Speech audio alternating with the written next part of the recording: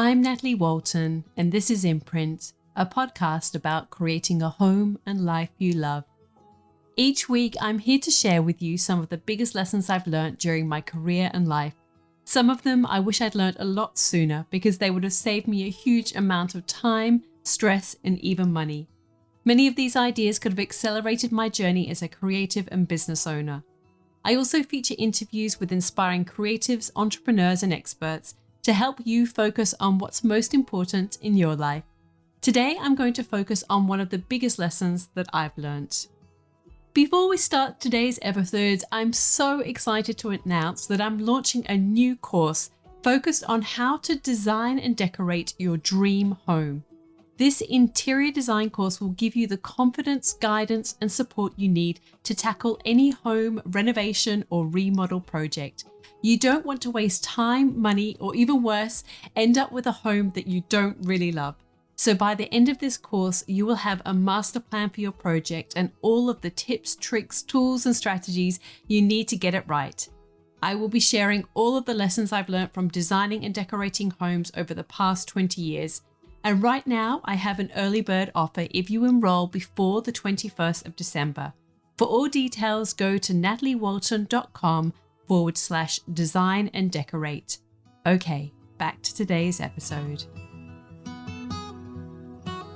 Hello, everyone. I'm so excited to be here today and to share this episode with you.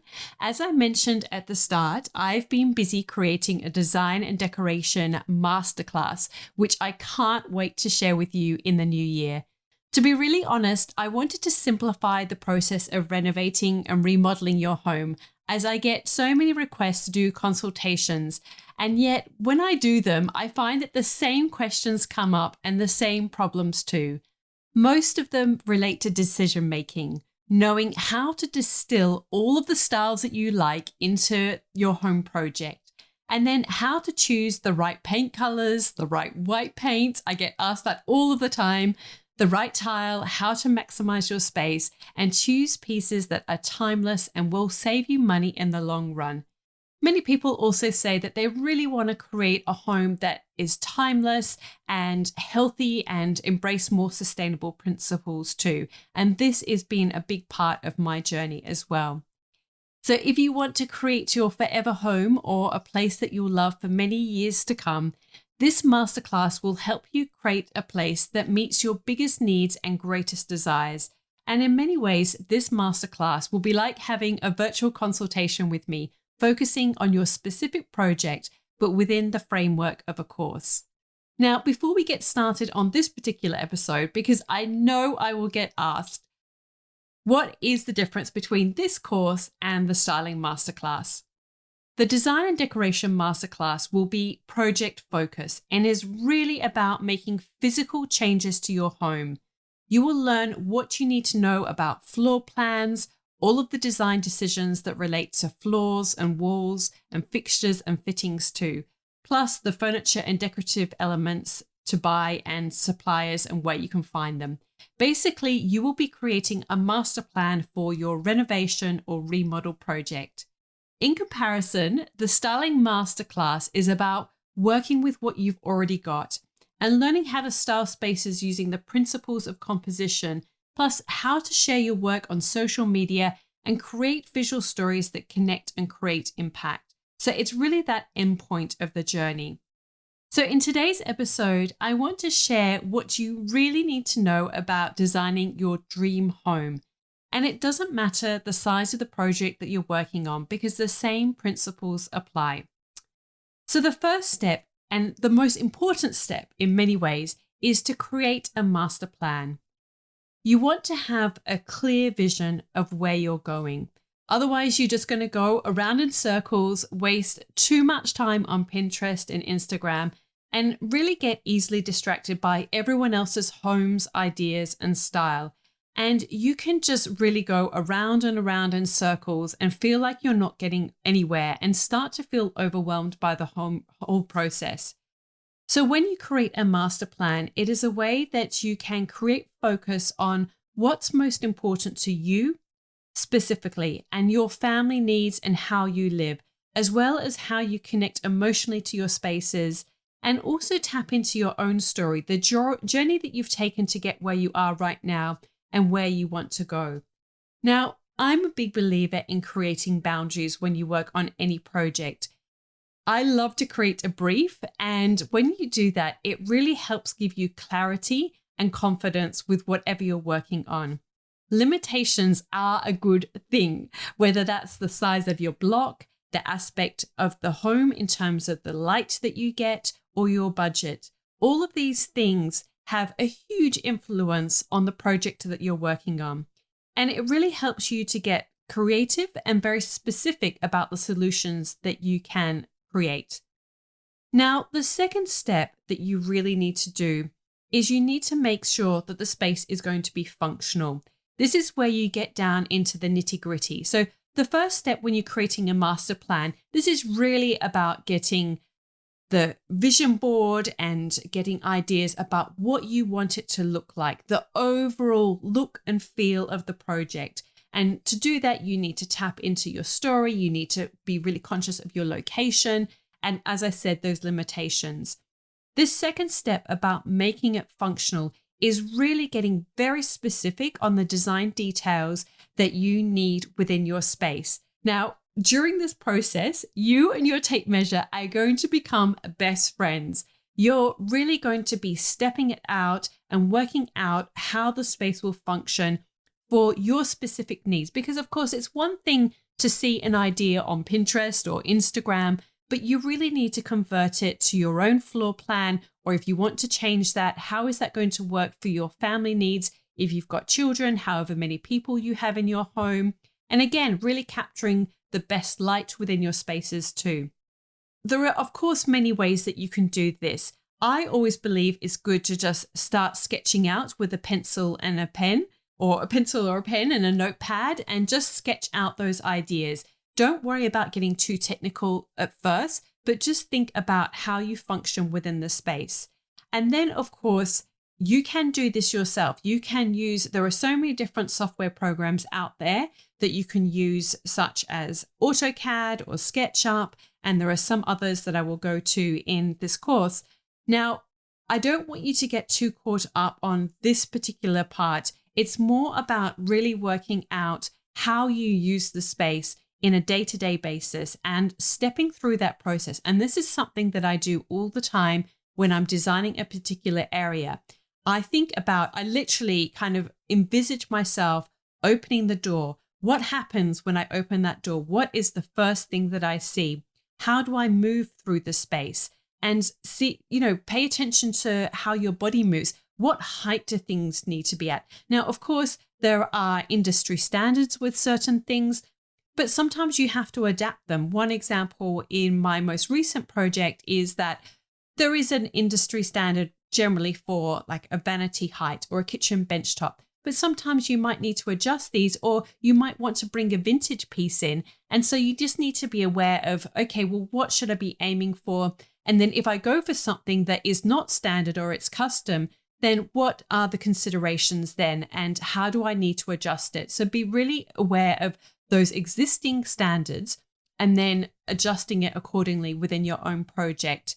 Again, like I said, I really walk through the space and I think about, if I'm going to reach the tap and turn it on, how far do I have to reach? And then where is my hand towel going to be? Where am I going to have soap? All those different elements within your space, where are you going to put them? And how is it going to connect then to the overall design of the space? And really being holistic about how you create spaces, because it's not just about how it looks, but it's about how it functions too. And that is so important when you're designing any space. And of course, kitchens and bathrooms are the most hardworking spaces within your home. So you really need to get this right. And you really need to have a clear understanding of how you use the spaces within your own home. Now, the third step that you really need to think about is distilling your vision. This is where you get very specific about the finer details within your project. As I said, the first is that you're kind of getting this grand overall vision about your project in terms of what you want it to look and feel like and how you will experience the space. The second step is to really get quite specific about the floor plans and how it's going to function for you and all of those elements within the space. And particularly when you're working with trades and you need to give them specifications on all of the details. I mean, there are so many details that go into that. If you're, putting skirting boards or you're not, how the join's going to meet within the space. Are you going to put lining boards? Are you going to use fibrous cement sheet? All of the finishes that you need to think about, they are all the things you've got to think and measure and have the dimensions. So that's where it kind of also comes into making it functional. But the third step is to distill your vision. You really need to get very specific on everything. And one thing that I will say as well is that when you're working with trades, you cannot assume anything. You really need to spell every single little detail out, because if you make any assumptions, they will just do it the way that they think it should be done or the way that it's always been done. But if you want that grout to be wider or narrower, then you need to specify everything to the tradespeople that you're working with. So you need to get very, very specific. And this is where you need to get focus on your color palette and your material palette. And these two things are so important when you're working on your project. Now, the color palette, of course, refers to any paint colors that you might be using, but also the colors of any materials. It might be the tiles, it might be the timber, whatever you're using within your project. This, again, is a way to create a limitation which really helps with your decision-making project, and you tie it back to that initial vision. Now, you also need to think about your material palette. And again, this can be influenced by lots of different things, and it comes down to what matters most to you. Now, just because something has always been done a particular way doesn't mean to say that it is right for you. If, for instance, you want to embrace more sustainable choices within your own home, then you need to ask a lot of questions and you cannot assume anything. This really has to be such an important thing for you to realize. Another example is most recently with my studio renovation project, I have, like I've said, been on this journey of trying to include more sustainable and healthy choices within my interiors. Because once you start to learn that the impact of these materials have both on the environment and also on your own health and your family's health, then you really don't unlearn that stuff. It really becomes very conscious and front of mind. And so I was looking at getting a custom cushion for the bench seat within the dining space. Now, I engaged a local upholsterer and she said, and I showed her the reference of what I wanted it to look like. So obviously that's part of the vision. Then obviously there are the details in terms of making it functional. So how deep it's going to be, where the cuts are going to be, so that obviously somebody's not going to be falling into the gaps within the seating because it goes around a curved bench. So there's that to consider. And then also where is it going to finish, because having that in relation to the table, which is a very specific size and is getting custom made. So there's all these considerations in terms of the function of the space as well as the aesthetics. But then, as I said, then there is asking all the questions that you need to ask to get the results that you want. So I was talking to this upholsterer about, this is the look that I want to get. How do you usually do that? And she explained that usually you use a foam insert, you wrap this particular product around it and then put like a feather wrapping wadding around that, and then you cover it with the fabric. And I have recently been doing lots of research on mattresses, and within this project, because I'm going to be buying some mattresses, I really want to ensure that they're healthy ones, and I've become very aware of the toxic materials that are in a lot of mattresses. And so then it made me realize that I don't want to use foam. I've been doing research about foam and I've looked at the health benefits of using latex instead. So I said, is that possible?